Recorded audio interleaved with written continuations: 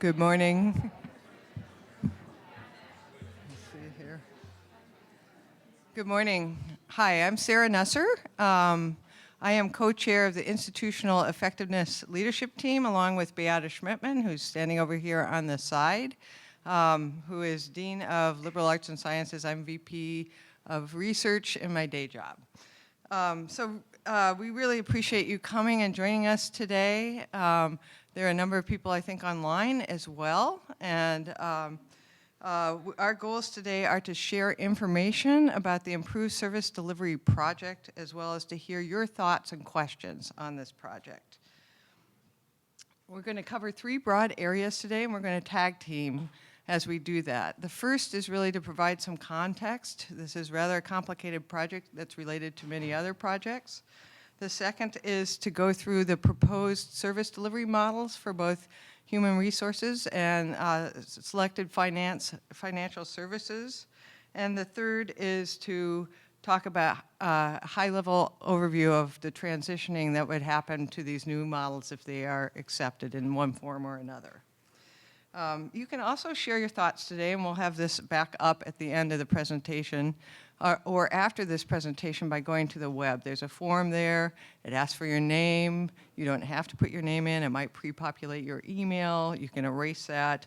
But we really want to hear from you in terms of your comments of what works, what you're concerned about, and what kind of questions you have. And we've received a lot of feedback already, and we appreciate that.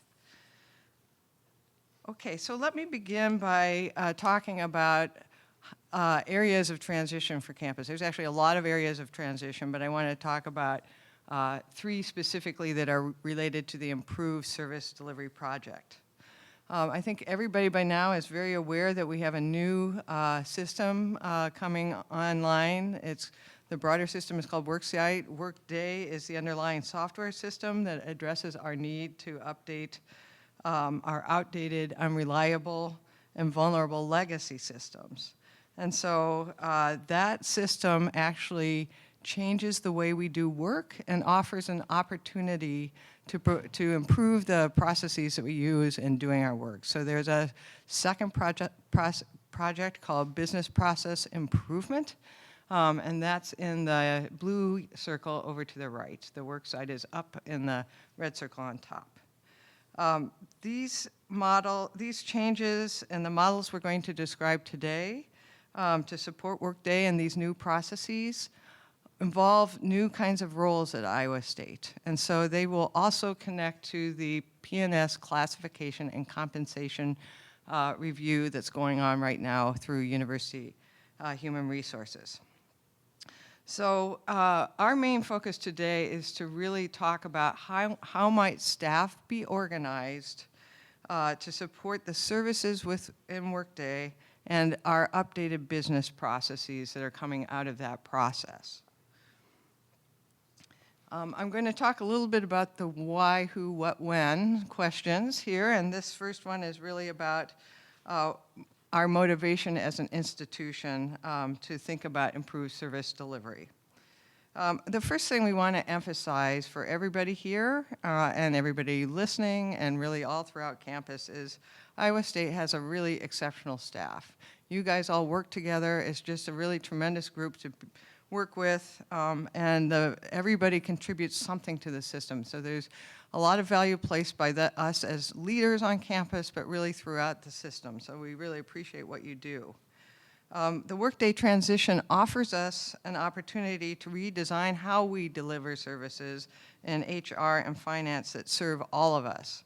And what we're going to talk about today is designed to build on employees' strengths that already exist at Iowa State. When we discussed these models earlier on, I'll talk a little bit about what that discussion's been like. We have three goals that we're trying to achieve. Number one, we want to make sure that we improve the employee experience, that we better support the missions of Iowa State and its units, and that we enhance the already strong culture of service we have at Iowa State. We're also realize that this is touching a lot of parts of the community, and so we're dedicated to a collaborative, supportive process as we go forward. And so the first step of that is these outreach events that we're having, these town halls and many other discussions we're having with various groups across campus. So what are these new approaches? The new models really recognize that services are more effectively provided by employees that are experts in these areas. And so early on, the concept of functional specialists arose for specific services on campus that have a lot of technical expertise associated with them. So what we'll be doing is proposing new organizational structures, our improved service delivery models, to support these specialists. The idea is to provide an environment where the specialists can work together in teams. They can be supervised by knowledgeable supervisors who understand their area of expertise, understand this transition, and can help provide guidance as we go forward. It's also an opportunity to provide enhanced professional development, both through enhanced training, but also the possibility of achieving higher levels of positions. And it's really also an opportunity for us to provide workload balancing across staff when there are periods of high workload, and to provide backup for staff who may need to take time off, or they get a well-deserved vacation. We are also, and Beata will talk a little bit further about this in the transition, planning to collaborate with affected staff and units who have currently human resource and financial responsibilities as part of their position description. So we realize we need to actually consider not just the specialists, but really all of campus that touches on these services. So who has been helping to guide this project? Well, you might recall that last spring, President Winterstein established a team called the Institutional Effectiveness Leadership Team to make a recommendation on finance and HR models for service delivery. It became clear in this process that we really needed a broader team. We needed to engage stakeholders across campus, and we needed to pull more of a worksite context into our discussions because everything is so interrelated. So we created a group called the Super Group, which includes the Institutional Effectiveness Leadership Team, but also adds the President of PNS Council, the President of Faculty Senate, and the Chair of the Department Chairs Council. So this is the group that is now responsible for reviewing the feedback from these sessions and crafting the recommendation that will go to President Winterstein. So what has been the process so far, and where are we headed in this phase of the project? So when we did this reboot of the improved service delivery discussion, we began by really trying to understand where we left off in the prior discussion, what the concerns were, and how Workday and business process improvement might inform staffing structures, and how those staffing structures could impact our effectiveness on campus. These discussions led us early on to endorse the concept of functional specialists, which is really necessary for the way Workday works. Over the last several weeks, we've gathered enough information to develop proposed models for organizing staff who serve as specialists in HR and for some financial processes. And we're not at a phase where we're sharing these models. So we're in the October phase now, the campus outreach phase, and we are beginning to receive feedback that the supergroup will incorporate for a recommendation. We expect President Winterstein to receive that recommendation in early November, if at all possible, and that she will make a fairly quick decision on that. So by sometime in November, we should have a decision on how these structures will work. So before I make the switch to Beata, I want to give you a very high-level overview of what's changing and what's not changing. So with the areas that are changing, these are areas I've already spoken a little bit about. We are proposing to establish an enhanced service structure with new reporting relationships, and those are expressed by these models that Beata will share with you. We also wish to strengthen our focus on our culture of service, accountability, and improve the consistency of services across Iowa State. We will have specialized staff under these models for both HR and financial services, and we will need to modify position responsibilities for individuals who are already doing this work as part of their larger administrative role. What is not changing is that units will continue to be served by staff who understand their specific needs. So that is definitely a goal of this process. That units will continue to augment the training, the communications, and the programs that are developed by HR and the finance division in order to ensure that there is unit-specific context placed in those kinds of communications and trainings. Units will still have administrative support. We all need administrative support to get our work done. And there will be opportunities to provide feedback as we go through this transition, as we start the system up, to make sure that we can hear what's working, what's not working, and respond to the things that aren't working very well. So with that, I'm going to turn the podium over to Beata.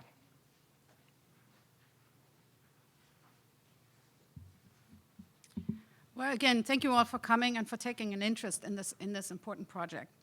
So before we start showing you the models, which take the form of org charts that we'll walk you through, I want to take a couple of moments to talk about 2 slides which describe a couple of important features of this new structure. And, you know, some of it is new, some of it is not new, okay? So when we talk about new organizational structures, we're talking about somewhat changed reporting lines for staff and supervisors. So that's a key feature of our models. You know, one of the goals of these changed reporting lines is to make sure that staff have supervisors who are knowledgeable about their work. Right now, often a supervisor is a department chair or a dean, and you know, we are not trained in finance, we're not trained in human resources, so it's sometimes difficult for us to really appreciate the challenges, the complexity, and the quality of the work that our staff are doing. So this model will change that.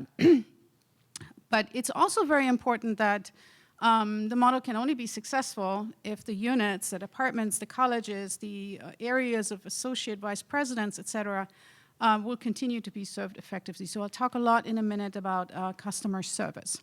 So the first thing, though, I want to talk about on this slide are the reporting relationships. If you see these org charts in a moment, you'll see that there are solid line reporting relationships and dotted line reporting relationships. Now, the solid line is what we're used to. You know, that's the standard direct report supervisor relationship that we're all familiar with. You know, all of us have a supervisor. Many of us have people who report to us.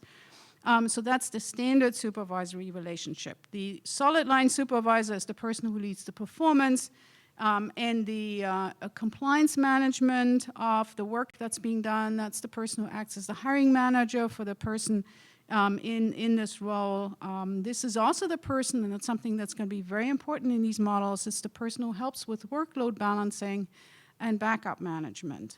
We have lots of situations right now where staff members, it's very hard for someone to go on vacation. It becomes a crisis in a unit if someone suddenly gets sick because there's no backup.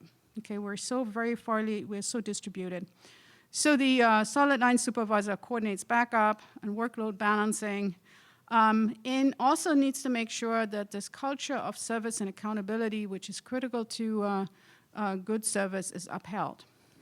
Now the dotted line, you'll see the dotted line go typically to the units. The dotted line tends to go to deans, tends to go to senior vice presidents, maybe to department chairs. So that is someone, the dotted line supervisor is someone who helps define the performance management criteria but is not the direct day-to-day supervisor. This is someone who contributes to and is consulted in an annual performance evaluation, is someone who's involved in hiring but may not be the hiring manager proper. Also someone who's very interested in making sure that the culture of service and accountability is working well. It's someone who provides input into the development of policies and procedures. And certainly, since this is the person who's probably going to be most closely working with the staff member, is someone who provides some guidance, some input in day-to-day operations. So these are the 2 important structures in terms of reporting relationships, a solid line and a dotted line. So remember that when we look at the charts in a minute. The other thing that's important is having a very, very strong service orientation. We already have this. We have great staff all over campus. I see this in my college every day, people who are truly committed to doing an outstanding job and really dedicated to the students and faculty they serve. And this, if anything, is going to make this even stronger. So reporting relationships alone are not going to help us provide the very, very best service that we can. We also want to make sure that, we enhance our culture of service. And there's 3 ways in which we're going to do this: through training, through transparent performance management metrics, and through collaboration and support. So let me touch on each of these briefly. So training is something we've heard over and over from staff. People want more training, people want more professional development, people want more opportunities to grow. And clearly for these specialist staff that are going to be a key feature of the new models, they'll receive customized and consistent training in policies that are important for HR and finance, how to work with Workday, business processes and reporting, and very likely also some training in customer service, really working with individuals who rely on the service of these staff and getting a good understanding of how to effectively respond to questions, problems, troubleshoot, etc. And this can't be a one-time thing. Policies change, processes change, so this training needs to be delivered consistently and also needs to be customized to the particular area that is being served. Workday is quite different from our current legacy systems in that it provides a very transparent way of looking at how many processes are flowing through the system, how long does it take before someone touches them. It's very easy to track where they are in any one place. We don't have to carry pieces of paper around anymore. It helps us understand how much time it takes. So it's very easy for a supervisor to see whether maybe one of the team members is overworked, and then this person can immediately go in there and help provide some backup. You can see when something takes an inordinately long time, maybe somebody needs a little bit more training to get things done. So it's going to be a very transparent system to assess how well processes are flowing through the system. And that's going to be very helpful, especially to staff who've said, their performance evaluations, the expectations are so different across different units. Collaboration and support, these are teams of specialists. They may not necessarily be located together because we want to make sure that these specialists are very close, physically close to the units they serve, so they're not necessarily in the same space with one another, but they do form a team, they do meet on a regular basis. There is an opportunity here to learn from one another, to sort of do peer-to-peer professional development, cross-training, someone very well who you can quickly call up and ask a question. And this will also allow for backfill support when someone is out. When someone takes a vacation, someone goes, has to, take a sick leave, et cetera. And we can also easily manage increases in workload. If some unit suddenly spikes, there's some backup that can provide support. So these are 2 important features, the different reporting relationships and the training and customer service and accountability and partnership that comes with this. So I'm going to take a moment now and walk you through one of the 2 models. We have one model for human resources and a different one for finance. Sarah is going to talk about the finance one in a minute. And we decided to make them a little different because, the work that comes with these 2 big areas is a little different in character. So this is an org chart, okay? And you see on this org chart boxes that are blue. Those are the central units. Think beer cheer. So there's the vice president for human resources at the top left on this chart, and a lead HR partner who's going to be supervising this whole structure. And then you see boxes in red.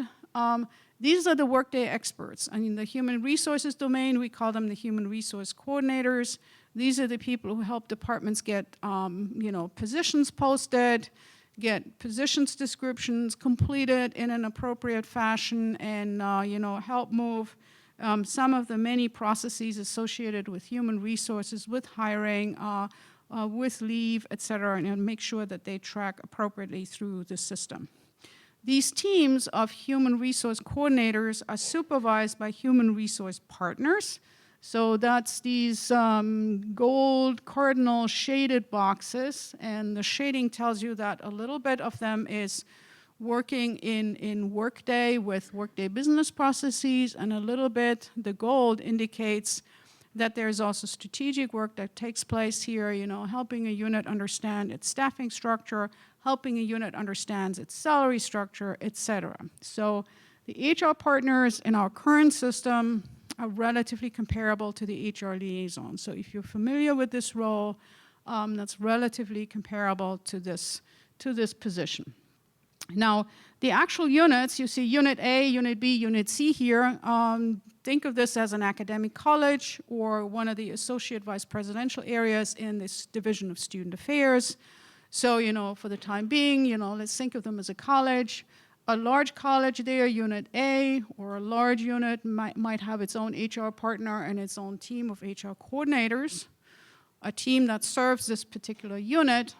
If you have smaller units, then 2 or 3 of them might share an HR partner and a team of HR coordinators. And in many ways, that's a structure we already have in some areas of campus, okay? So what's new here is that this team of human resources experts no longer has a solid line to the unit, but a dotted line. The solid line instead goes to a senior HR partner that's a very high level, that's a person with a very high level understanding of human resources, who oversees this structure, who oversees a number of HR partners, reports directly, ultimately to the vice president of human resources, but has a dotted line to a senior vice president, okay? So if I am in the language of the academic division, that would be a dotted line to the provost. If we are in student affairs, that would be a dotted line to the senior vice president of student affairs. So you see the structure of how the higher levels report to the higher levels on the mission-oriented units, and then the intermediate levels report to the leaders of, you know, colleges or, you know, other units of the same scale, and then the team of HR coordinators reports to an expert in HR. So that's a structure we're proposing here. This is, of course, a conceptual model. This is why we didn't put names of units in there. So it's to be determined exactly how many HR partners we'll have. When this is all implemented, we'll have to figure out how big these teams of HR coordinators are going to be. The key goal here is to make sure that the units are served. Okay? So far on human resources, and now I'm going to hand it back over to Sarah to walk us through finance.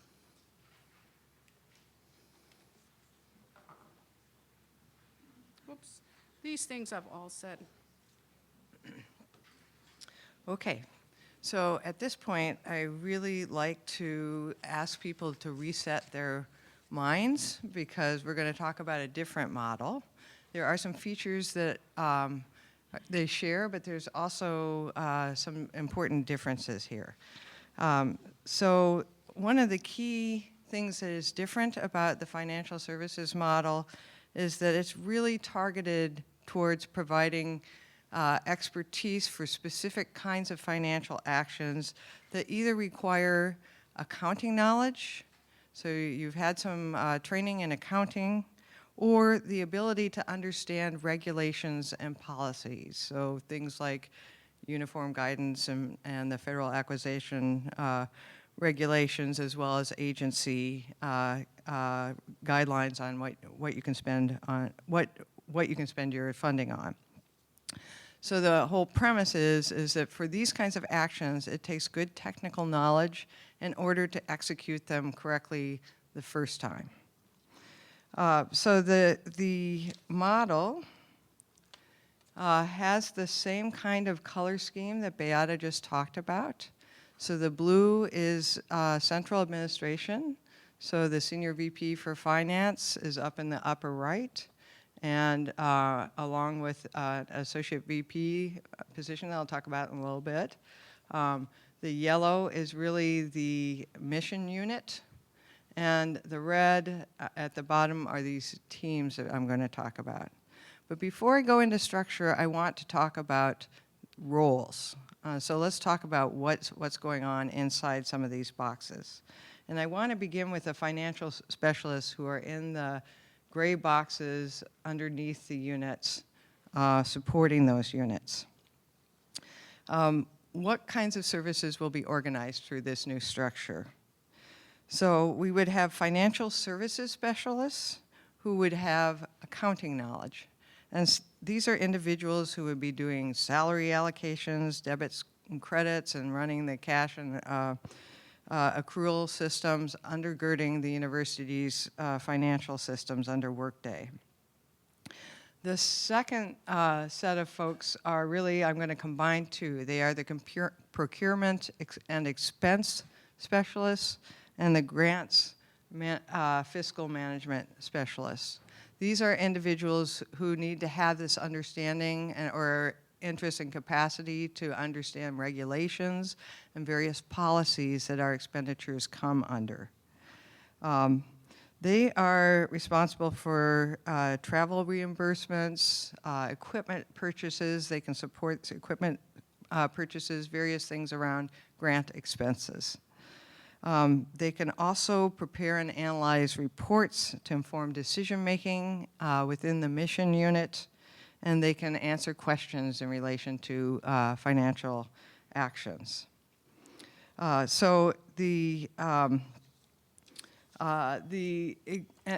examples for what these folks might be doing, if you've been to a conference and you need to submit a travel reimbursement, you could be helped by someone in the procurement and expense or the grants fiscal management specialist group. If you need to update where you're charging salaries to, what fund accounts are going to support that person's salary, then you would be talking to a financial services person. If you want to really understand what kind of resources you have available to pursue a project that's on a sponsored funding award, you might talk to a grants fiscal management specialist. I want to underscore that there are still some things that can be done by employees and by your administrative staff. So people would still have the capacity to file their own expense reports, make sci-buy orders, use P-cards, and so on. So that there are more than one option on how some transactions work. Oops, excuse me. So then I want to pop up to the yellow box that says fiscal officer in it. So yellow, it means that this is in the mission unit. And the model recognizes that the fiscal officer is really doing things more than financial actions. They are managing the unit's budget. They are working with the unit head to work on resource allocation. They're supporting long-term planning for that unit. So they're really basically responsible for the unit's financial health and reporting, as well as if they have a staff. Not all units have a staff under their fiscal officer. I know my unit does not. Then helping those staff also learn and grow. So basically, the fiscal officer is considered the strategist that serves the mission of the unit, helps support the resources that are needed in order to accomplish the mission's activities. It also, this fiscal officer is going to rely on these teams for providing accurate information to support their planning and analysis. So they will have a relationship with these teams and working in collaboration with them. Okay, so those are two roles here. The third role I'll talk about is the finance manager, which is off to the right, and that's going to take us a little bit into the structure discussion. So, the red teams that are the financial and procurement expense grants specialists, they are actually working in teams. And they are composed depending upon the kind of work that a unit does.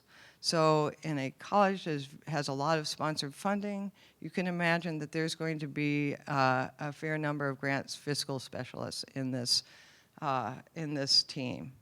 Over in another division, like student affairs, they don't have a lot of grant funding, so this may not be something that's very prevalent in the teams that support the units in student affairs. In addition, there are multiple levels of expertise in these teams, so it's not just one type of person doing these financial actions and supporting the units.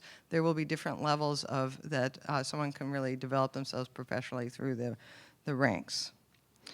So going back to the finance manager is really the team manager. So the finance manager oversees teams that are supporting the mission units and has a dotted line relationship with the heads of those units. So this is the person who's really responsible for quality of service, making sure that the unit's missions are well served, that the service that's being provided is responsive and appropriate to the unit. That individual reports to the business unit support and customer service finance director. So this is a position that would be established in the finance division to oversee this and other services that are customer service units within the division of finance. There is only one of these within the finance decision, but there would be multiple finance managers overseeing the teams that are affiliated with the units. Okay, so the finance manager is also knowledgeable about the types of services offered and the units being served. So they are the link in terms of making sure that the teams get the training they need and understand the context. The teams really will be picking up a lot of the context from their interactions with the mission units as they go along. So they have this dotted line to the unit head, but they will also probably be working very closely with the fiscal officer. So there is the need for the unit head to really drive the financial planning, but really the accomplishment of that planning is happening through the fiscal officer. So we expect the fiscal officers to work very closely with the finance managers as well as those teams. So with that, I think I'm going to kick this back to Beata, who will talk a little bit about the transition strategy.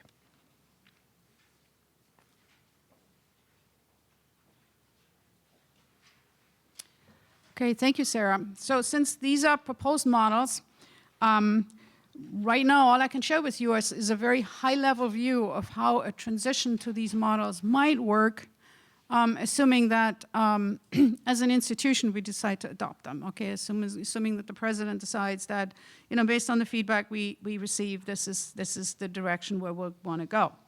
So let me first of all talk a little bit about the guiding principles for the transition, okay? So we do have very knowledgeable and very experienced staff here at Iowa State University. Everybody understands that, everybody appreciates it.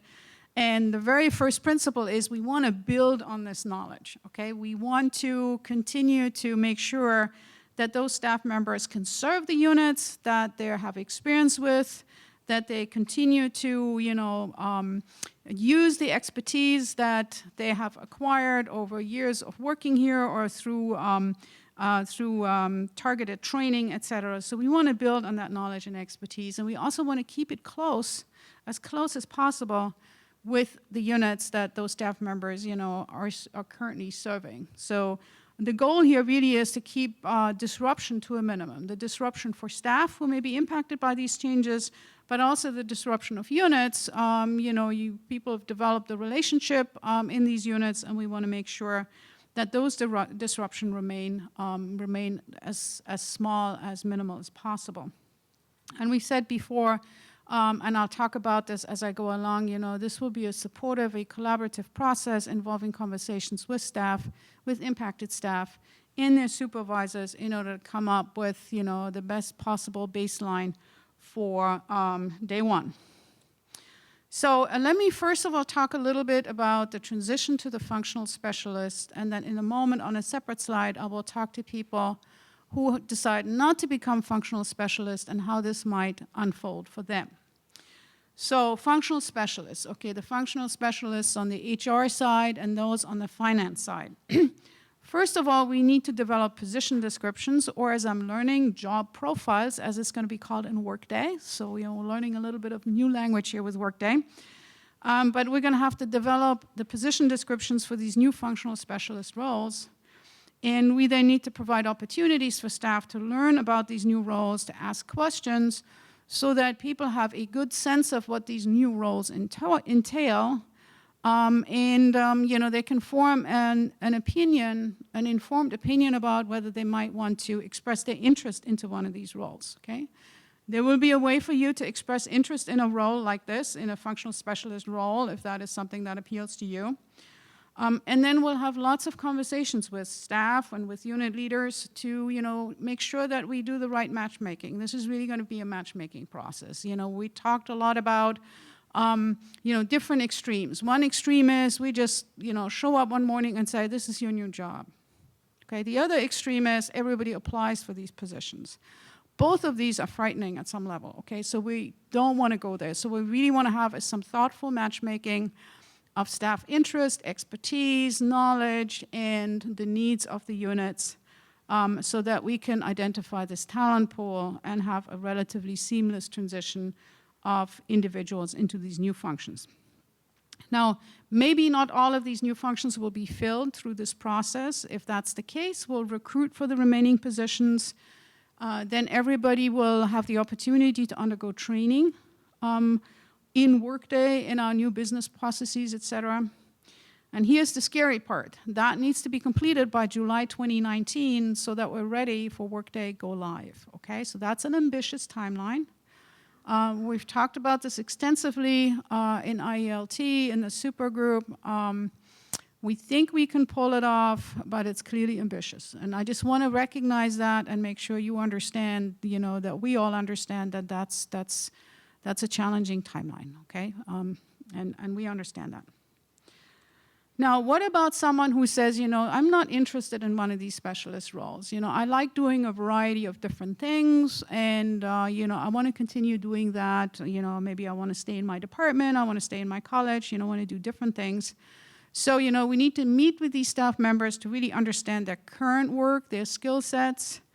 Again, we need to give them information about what some of the opportunities might be for them, an opportunity for the person to answer questions. We also need to meet with unit leaders to identify their needs. We're a very, very lean institution. So we all know there are lots of things we would love to get done if we just had more people to help us with it, okay?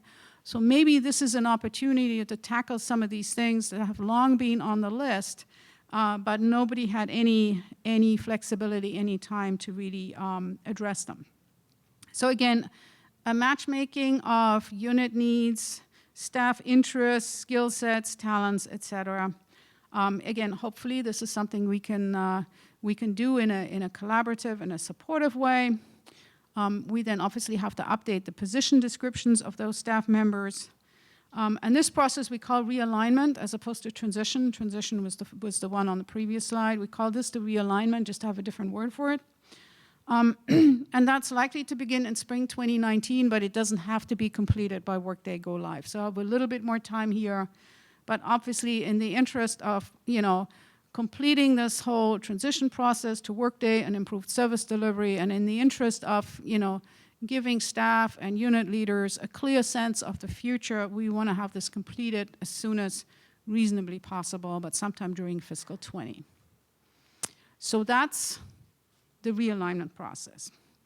Now, as we were monitoring the questions, concerns that were coming in online, we realized that, this is creating, a lot of sense of uncertainty. People are beginning to worry.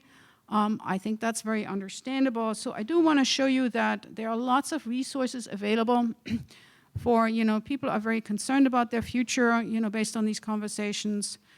We do want to make sure that our supervisors can talk about this in a supportive way. But here are some resources on the slide. Obviously, the Employee Assistance Program. Lynda.com is an excellent resource that we have access to. If you want to have more information at this point, please do visit with your university human resources staff. Many of you are probably familiar with your HR liaison. If not, this takes you to a link where you can find out who that is, or the university ombudsperson. And all of these links are embedded in the slide. You can also find these links when you go to the Worksite website and look at About and find the improved service delivery portion of the Worksite website. You will find this information there too, because it's a lot to line up. Other resources, it's always good to figure out, how to manage stress, changes. We are adding more classes there too. So we want to provide as much support as possible. Let me leave you with a few concluding thoughts. Okay, again, we said this before. We have extraordinary employees at this university, staff, faculty, and I believe I can say administrators. And we can't run this institution. We collectively, all of us, can't run this institution without the work that everyone contributes. I want to remind you of the goals of improved service delivery, improve the employee experience, and that goes for the staff member as well as the faculty and administrators who work with the staff member. We believe this will better serve the university's mission and the mission of our units, and it will enhance our culture of service, which is already very strongly embedded in the fabric of this institution. This will be a collaborative process, opportunities for people to ask a lot of questions, get a lot of information. I also want to remind you that what we shared here are models that are proposed at this point. And we do want to hear your feedback, okay? So we're getting questions through our online portal. And here is a little bit more where you can find information. Also, the website where you can provide feedback. Again, you do not have to put your name or your email address in. You can provide your feedback anonymously if you so choose. We're monitoring it. And once all of these information sessions have concluded, we'll really process it and use it appropriately. We're working on updating our FAQ. We all have day jobs, which are turning into night jobs. We're not quite as fast as we wish we could be, but please keep checking in. There will be more information available as time goes on. We have another one of these fora tomorrow. So if you have colleagues who couldn't come today, please encourage them tomorrow. With that, I thank you for your attention and open the floor for questions. And we'll ask you to use the microphone so that people who are listening to this online can also hear the questions. Do we have a question?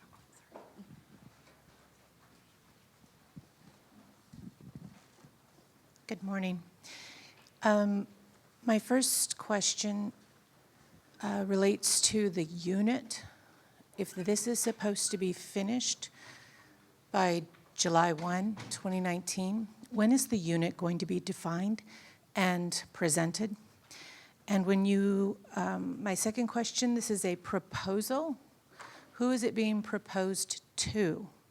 Is it being proposed to us for your feedback, or has this already been proposed up the chain and we're seeing just how much feedback you're getting? And the third question is it just me, or does the bottom line specialist look like a automobile manufacturing plant where the specialist will sit at their desk and do the same thing over and over and over and over? Okay. Thank you. Okay. So I'll start with the first question, and then I'll work our way. What's a unit? That's a common question.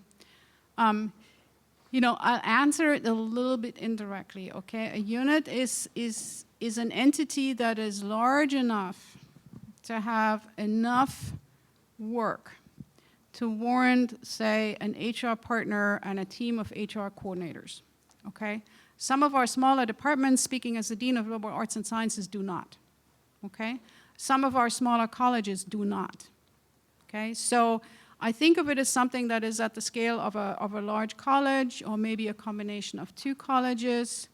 You know, as we look at the model, as we look at, you know, an analysis of, you know, how much work is happening in our different colleges, departments, you know, senior VP areas, that's when we can drill down and identify what should be the appropriate unit, you know, what that stands for. We have such different organizational structures across this university that what's called a department in student affairs is very different from what's called a department on the academic side. That's why we're leaving this relatively open at this point.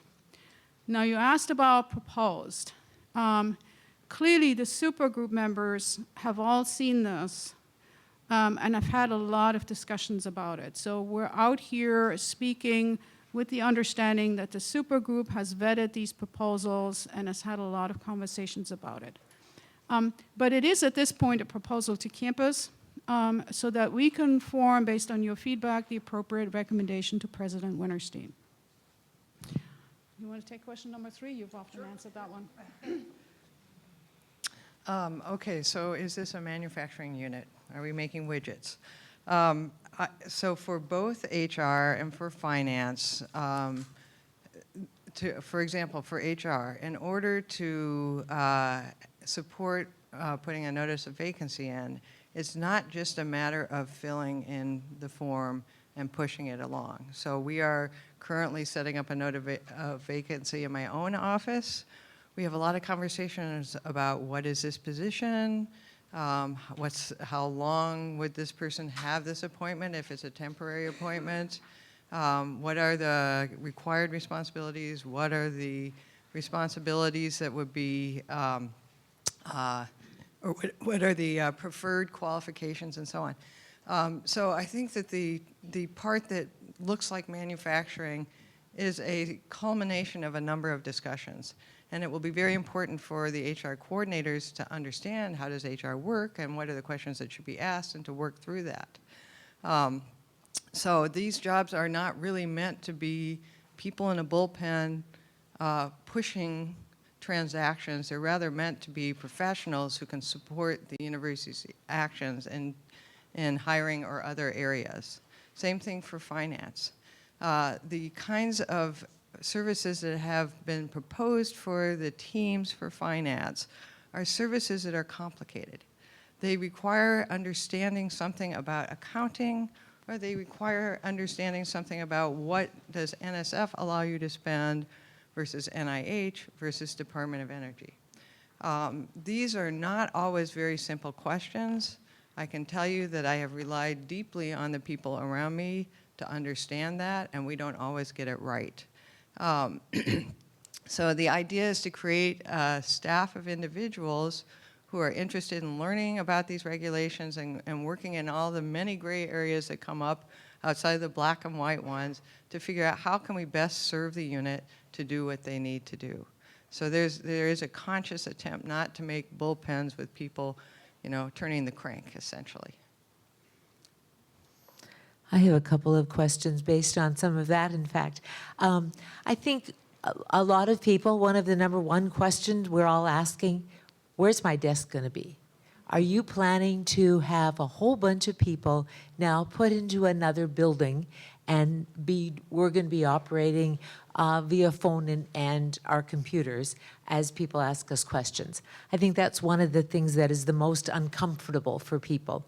Yeah. Because when you start looking at the units, you start wondering, what is the intention there in pulling people? Because as soon as we hear the word together and combining our efforts, we hear you're going to be moving to another place.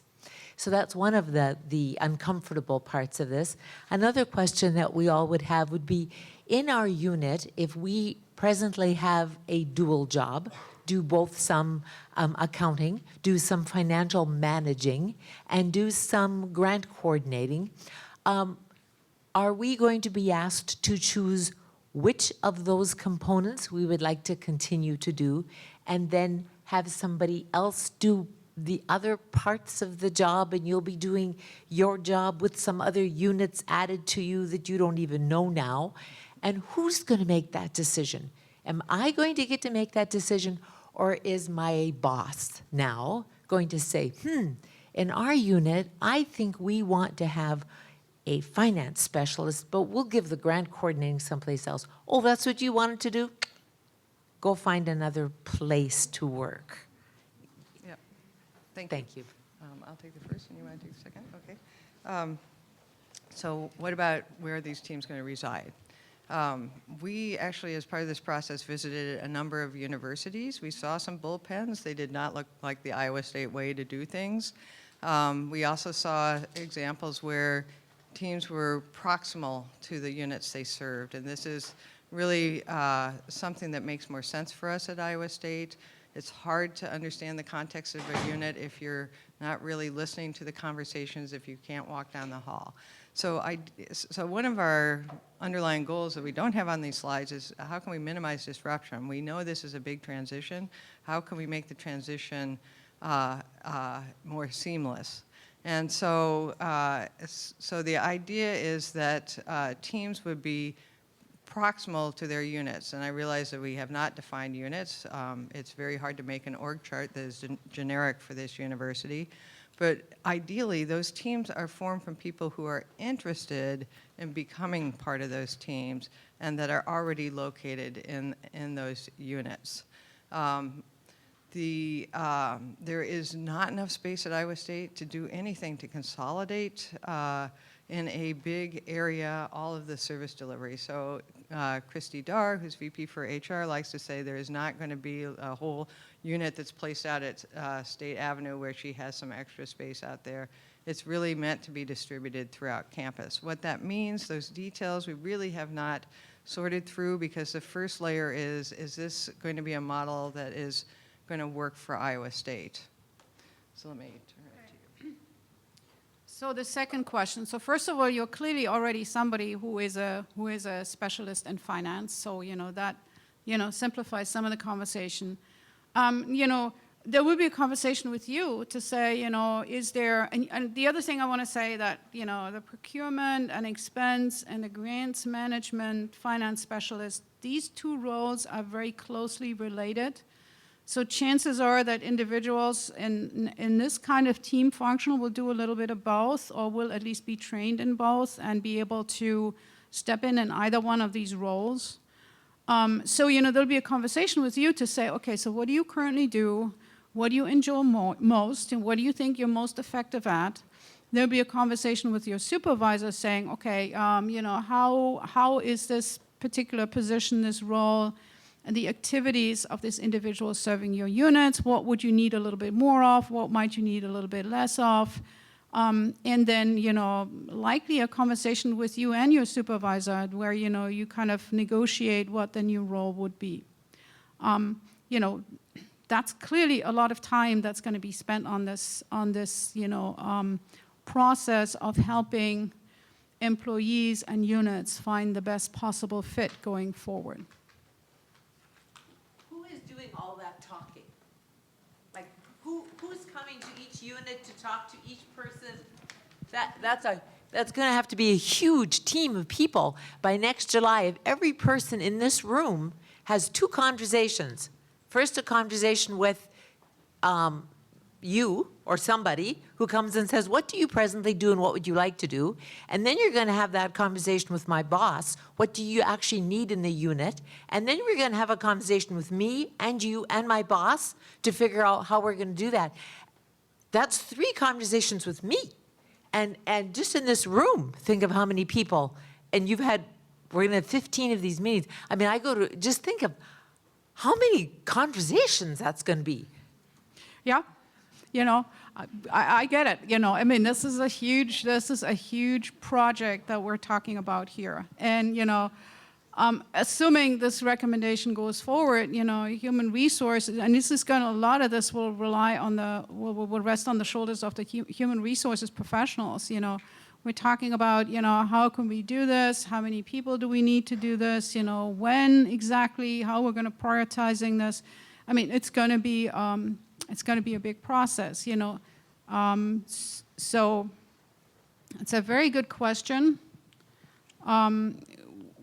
We don't feel we can go full steam ahead on working out the details until we really have an agreement on the models.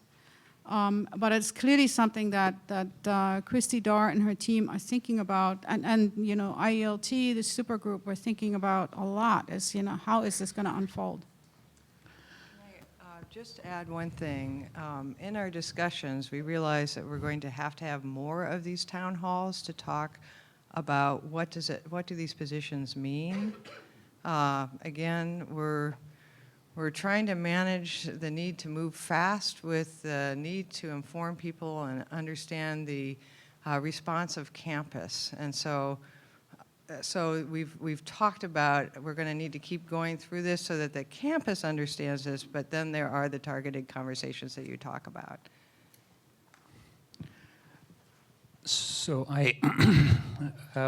the way these two models are presented, it seems like there is no interaction between HR and finance, whereas it's a very involved two components in every unit, where our HR people constantly work with finance people to make sure that the resources are there to have the financial resources there to have the human resources compensated accordingly.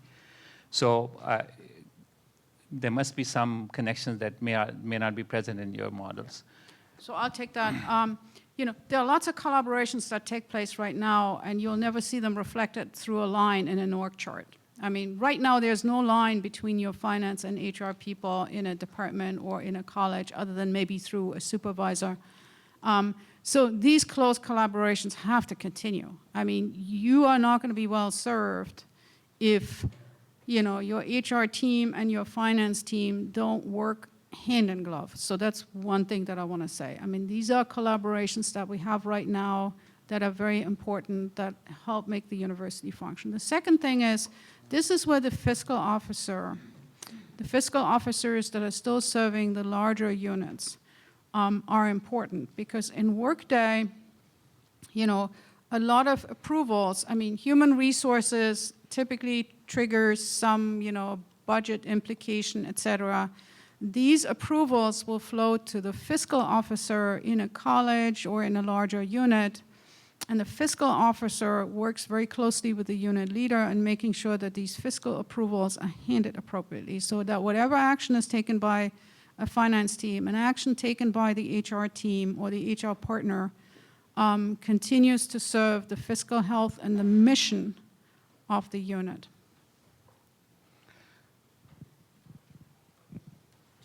Yeah, I have. Oh, I have two more comments. Basically, I have seen this model implemented in other places, and it really depends on the implementation. And at places, the services efficiency of the services has gone down if it is not implemented right. So we should be very careful in that. And my question is, in your view, would a unit could be a larger department itself, not a college? Has that discussion happened? Thanks. Yeah, I would say that's premature at this point to make that call.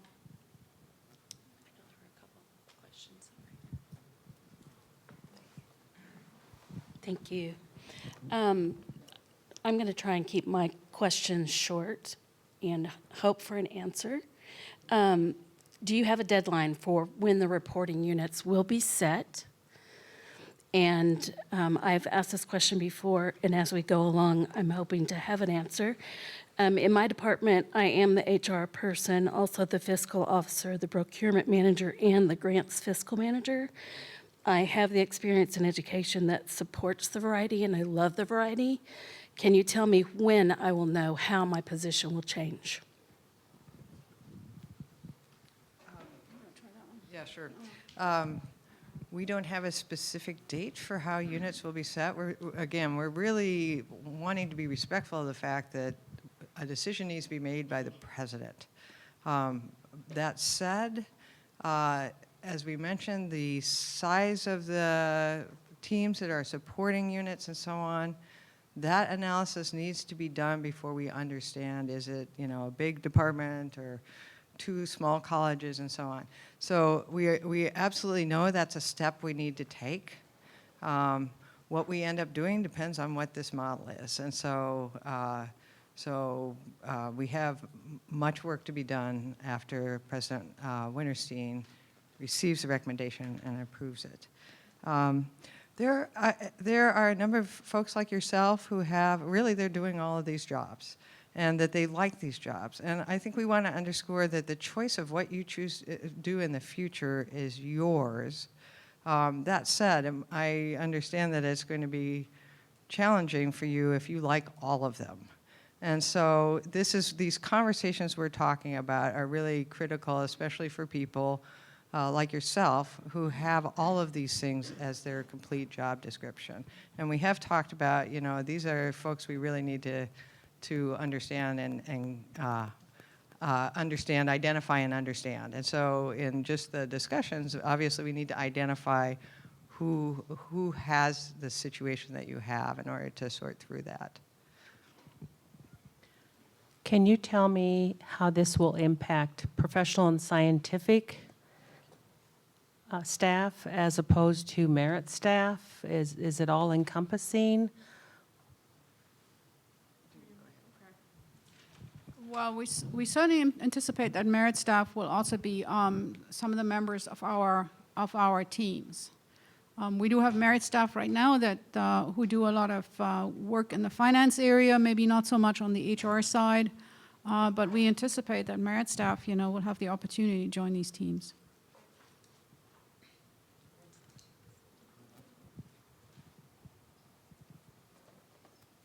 Can you explain a little more about the specialist position? Because right now, like you said, that seems to be what our merit people already do. So you say there's multiple levels, so is that going to include both merit and PNS?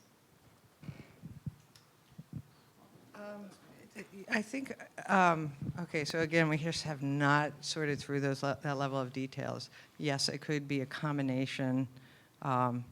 Obviously, there are considerations that UHR understands very well about when a position is a merit position and when it's a PNS position. But there's multiple types of work that need to be done. There's multiple levels of knowledge that's required and skills and so on. So at least on the finance side, it seems like that's a mixed team is quite possible. Thank you. I could very well be uninformed because I am not very informed on Workday, but one of the things that I've heard is that system makes some collaborations very hard, or shared appointments if you have a 0.25 serving this and a 0.5 serving that. So when you look at the implementation of these systems where if there's not a lot of services in an area that things might be shared, how are you envisioning that working when it's across departments or across units? Okay, so that's something I'm very interested in since I have 6 co-administered departments with the College of Agriculture and Life Sciences, and I'm also still learning and I'm also still asking a lot of the same questions. I do understand that Workday makes, some of these mixed salary allocations a little bit more challenging than our current system. Workday makes a lot of things that we currently do a lot easier. The other thing I want to add is, I'm also by no means a Workday expert yet. I mean, I took the time to spend an afternoon, have someone walk me through everything involved with, creating a position and, recruiting and hiring and funding the position and approving all the different things. What I saw is that the big difference between what we do today and what we'll be doing in Workday is we'll have far fewer approval steps. Okay, so that streamlines the business process. It also means that the people who are touching the few steps that remain need to be very cognizant of what they do. Because right now, there'll be another 3 people touching this process, this procedure, this transaction after you. Somebody will catch a mistake if there is one. Okay, right? That's not going to happen in Workday. Okay, it's going to go right through to, this is a done deal, the account will be billed, whatever. So people need to be much more cognizant of what they do. Hence the emphasis on consistent training and having staff who are true experts in these various functions. So, that's something where, I think that's going to be a transition for all of us when we see how quickly some of these processes run through the system compared to what we use now. A quick question about the units. Somebody asked the question, could it be a large department or will it always be a college? And I'm curious, I realize that decision has not been made, but on what basis is that decision going to be made? Is that going to be a budget decision? A unit, if it's bringing in X amount of research, has X number of people, the budget of X amount, that would be a unit? Or will it be dependent on some other criteria? So my understanding is that it's going to be dependent on two things, okay? So the baseline is the size of the unit. When you look at human resources, the amount of work is determined at the most simplified level simply by the number of employees that are there. The next question is going to be complexity and regulatory environment, okay? So there are some units that are really unique on campus. We talked yesterday to the dean of the College of Veterinary Medicine, with the unique structure of the hospital, the veterinary diagnostic lab. So there are some unique areas on campus where we really have to make sure that we understand the complexity. We have departments that don't have graduate programs and no grants. We have departments that have graduate programs that run into the hundreds of students and tens of millions of dollars in grants. So complexity, size is one measure, complexity will be the other. That's basically going to determine that. Is it a budget decision? Well, we can't have arbitrary many people, but, those are the two things we need to look at primarily. When is the deadline for the proposal to go to the president?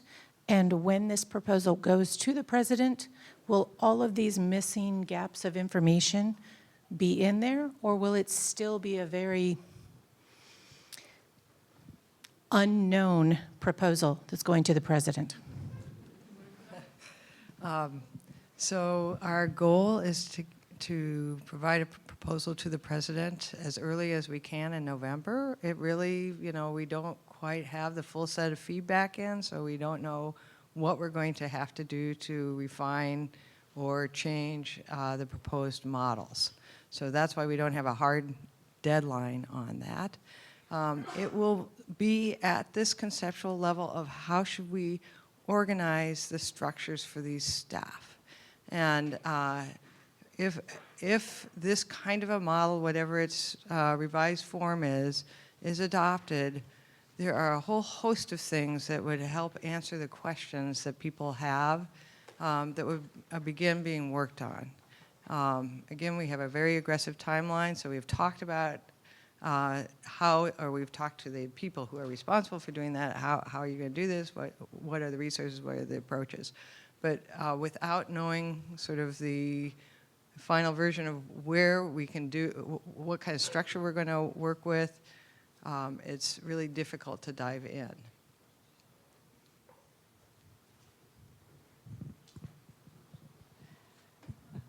I don't like these things. My question is, one of the things it talks about is that we're all here, you're here, and I appreciate your work, because I'm sure you're the bad guys right now. I would assume that. But, we're doing all this. My whole thing is, what's the purpose? We're talking, and I guess it's just because I only hear parts of things, like, okay, there's budget cuts. Well, if there's budget cuts, we're paying money for you guys to go to universities, to check out this thing, and then we're going to be sending it to the president, and the president really probably already knows that we're going to do this. It's just when. And so we're getting everybody riled up, and then we've got to make I don't understand why. And then as an institution, we are here for our students. And sometimes students don't really care about the HR and finance. They care about who they are and how we treat them. And for me, that I hold a high regard on myself, because I do appreciate the students. And that's what makes me concerned about this whole process.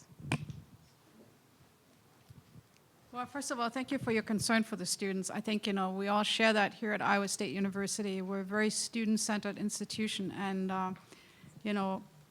our students are why we're here. So thank you for your concern and for your commitment to the students.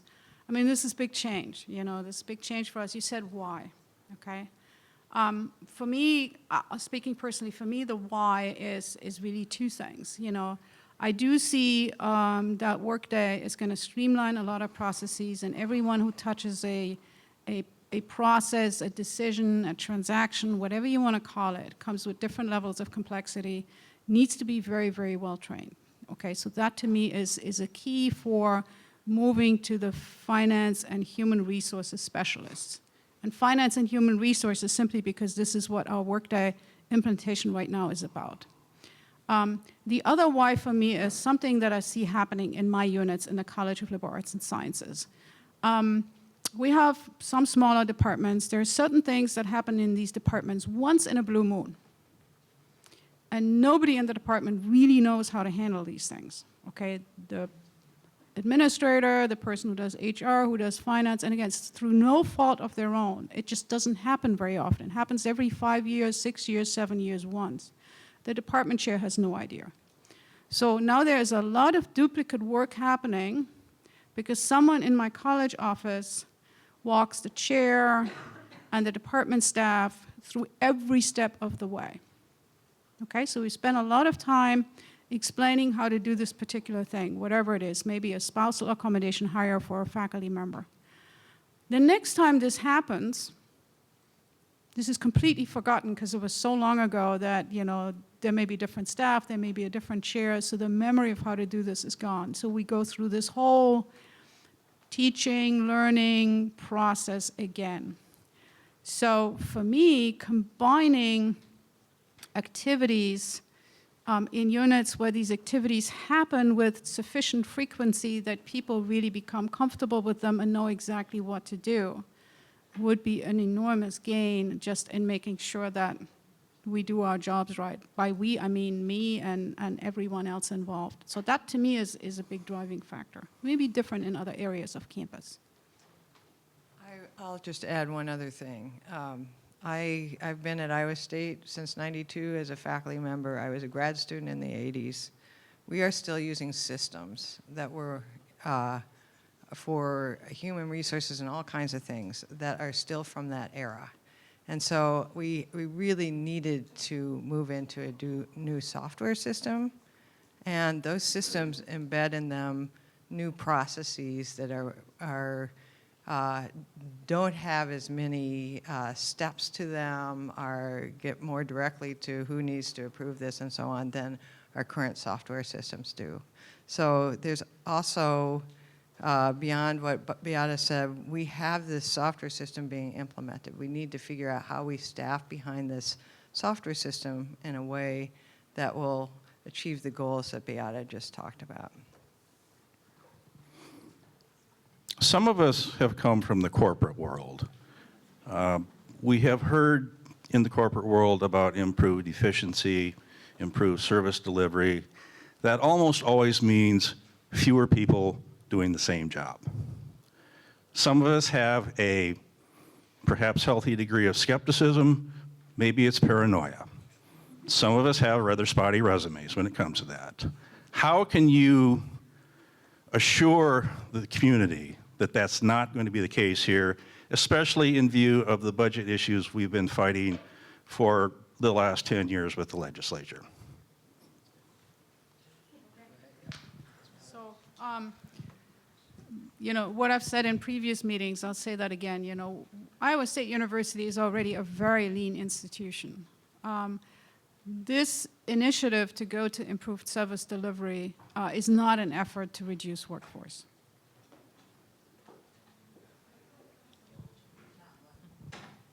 It is not an effort to reduce our workforce.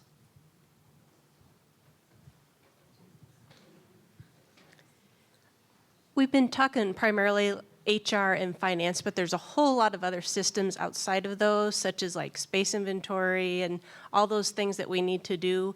And many times, like the finance or HR person is involved in those.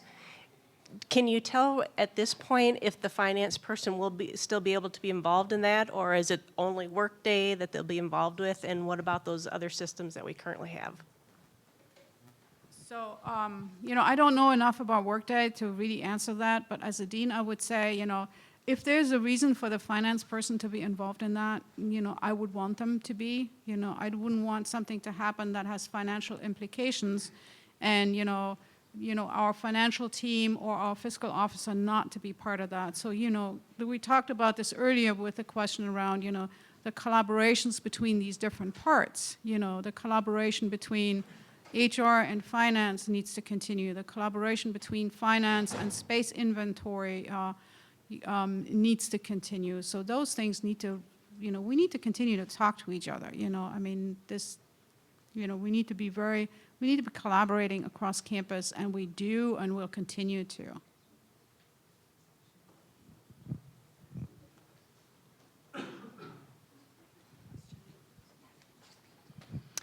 I have a specific question about the grants management specialist that is going to be reporting to, I think, the finance manager. So is this just a post-award type position that's going to be doing transactional things, or are you talking about a pre-award type position there too?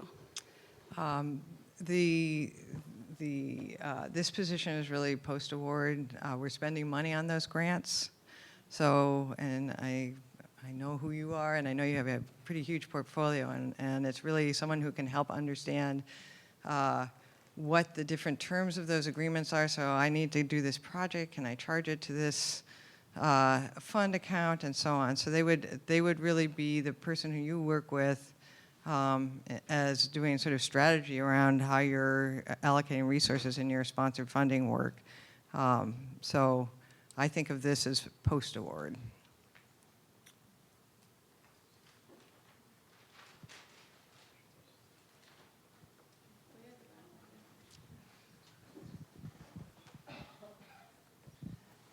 In that situation, if the expense piece is kind of being pulled off and being processed by other specialists, how does that grant manager have control over what's being spent on those awards? So by grant manager, do you mean inside the unit? Or So the grant specialist the role. specialist, yeah. So the decisions about spending money are really the unit's decisions. So the principal investigator, the project manager over the fund, the decisions are in the unit. The people who are in these teams can help provide advice on, yes, this is an allowable expense, or as someone who manages a portfolio, I might have a question about, well, what's the best way to achieve this? What are my options for how I can fund this particular project? That person might be able to say, well, these are the fund accounts that you could use to support this. But you, as a manager of a grant portfolio or a fiscal officer, you need to make the decision about what's the best thing for you to do going forward. So they are technical experts who can support the decision making that happens on the unit side. Does that help? Yeah, good. I have a question related to the HR specialist. So do you see that being still a generalist role, or do you see that being more siloed, where they might just do talent acquisition, or just do compensation, or just do employee relations? So the specialist roles in the red teams that we showed you are really people who are working at the unit level on, helping with hiring, helping with, leave management, et cetera. If you're talking about compensation or benefits, you're talking about people who have expert knowledge who currently are in Central University Human Resources and will continue to be there. Does that answer the question? I'm trying to understand the question as best I can. Okay.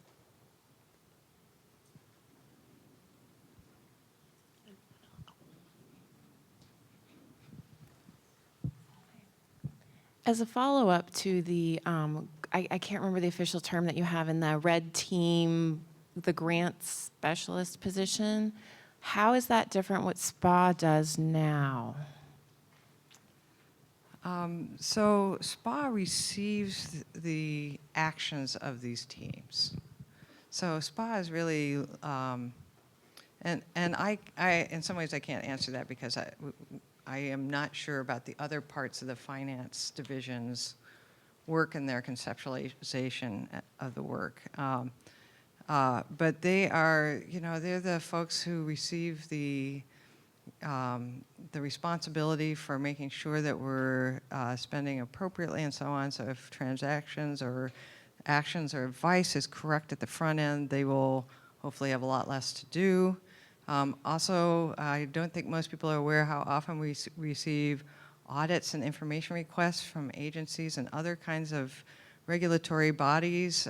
Those central units are responsible for pulling the information together there. Again, if our information is good from the beginning, it really helps us in providing the information to these audits and ensuring that our own error rate is as low as it can possibly be.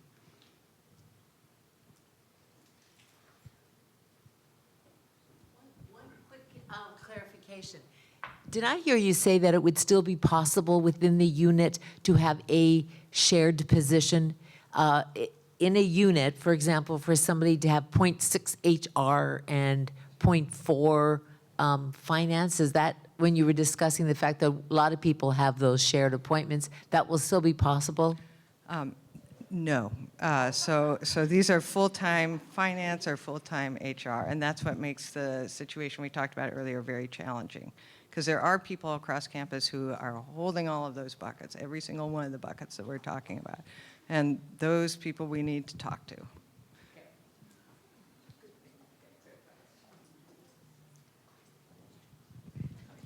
Anyone else?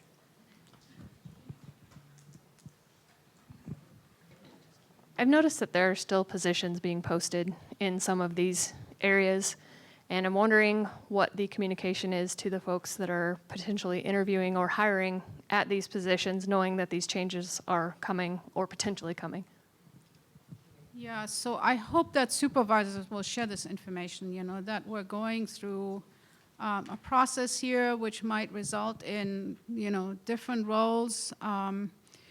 I get this question from my fellow deans a lot is, what do I do? Should I be filling this position? How should I be filling this position? We don't want to anticipate the president's decision, but I would also say from a human perspective, I would want to let an employee know who's hired into one of these generalist positions that, we are undergoing this, we are engaging in this discussion, we are vetting these proposals, and, there's a good likelihood that these positions will be redefined going forward. So, if a unit has the ability to wait a little bit before they fill the position, that might be a wise way to go. But I also understand that given workload pressures and everything that needs to be done, that may not be an option.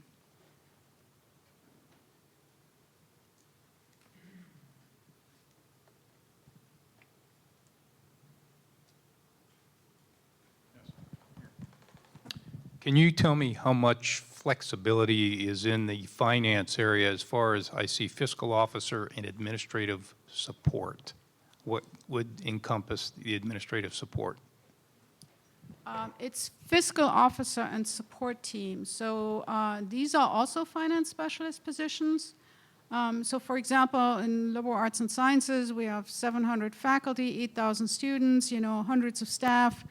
My fiscal officer alone, without some help from other experts, can't handle the approval load and the strategic load that is sitting in this office. So that's what that is. These are also, a small number of very well-trained accountants, maybe even MBAs who can do strategy and budget development for a large unit.